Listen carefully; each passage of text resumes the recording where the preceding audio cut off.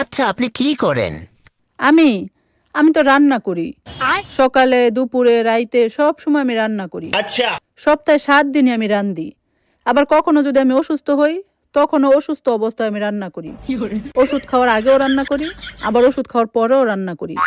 রানতে রানতে যদি আমার কলিজা ফুসফুস বাইর হইয়াও যায়, তবুও আমি রান্ধি। আবার ধরেন আমার যদি হার্ট অ্যাটাক হইয়া যায়, তাইলে আমি রাইন্দা থুইয়া রাইতে হসপিটালে ভর্তি হই। যদি সেখানে ২-৩ দিন থাকতে হয়, তাহলে সেখান থেকে আসার পরও আমার রানতেই হয়। মানে এই রান্না থেকে আমার কখনো কোনো ছুটি নাই। এই যে সবাই ছুটি পায় না বিভিন্ন অকেশনে, সাপ্তাহিক ছুটি, ঈদের ছুটি, কিন্তু আমার কোনো ছুটি নাই। তখন আমার আরো বেশি বেশি করে রান্না করতে হয়।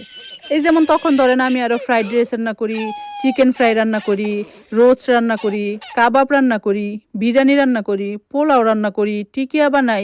মানে আরো তখন আরো কত ভ্যারাইটিস রান্না করি। ভাই এই রান্না থেকে আমার ছুটি নেই। আমি শুধু